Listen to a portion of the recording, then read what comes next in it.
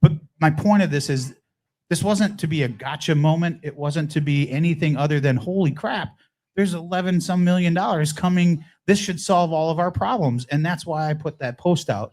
Now, that message was sent to both myself and Sam Fisher from the school board.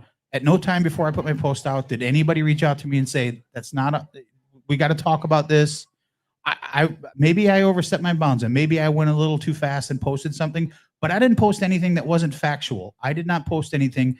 And I've seen the response from the school board. I've seen what they put out.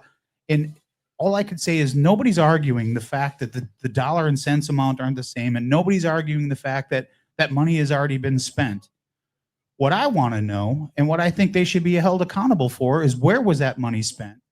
Why did you use a $19 million request from the most devastated place during Hurricane Ian to be used for a different area? To me, that's like going into a Ford dealership and saying, I want to buy this Ford Raptor pickup truck, going through the financing, getting the approval, and then walking across the street and buying a Chevy Silverado. To me, that was the equation in my mind once I saw their response to my post. What really bothered me was not a single person reached out to me other than Sam Fisher, who said, will you be willing to speak to our PIO? Sure. The superintendent reached out to me. None of the school boards reached out to me. No one reached out to me except for their PIO. When I got on the phone call with him, to say he was a jerk would be an absolute understatement.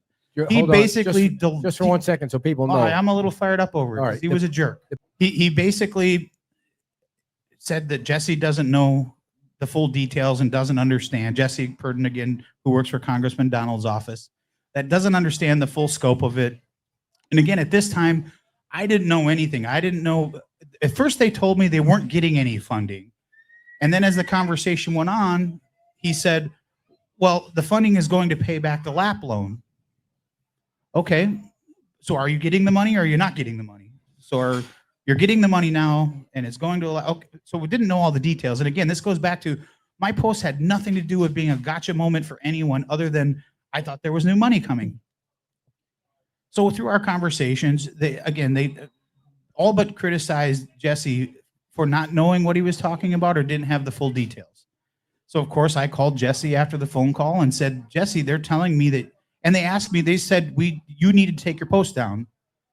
I said, well, I'm not taking my post down unless Jesse tells me he was inaccurate or what I posted was not true. So the school district told you, Sam Fisher did not. Oh, the PIO. No, Sam Fisher asked if I would get on the phone with their PIO, and I want to say her name's Riley. I don't remember her last name, and I don't know what her position is, but those were the two that I had the phone call with, and it had nothing to do with Sam other than he was asking if I would get on the phone call with him.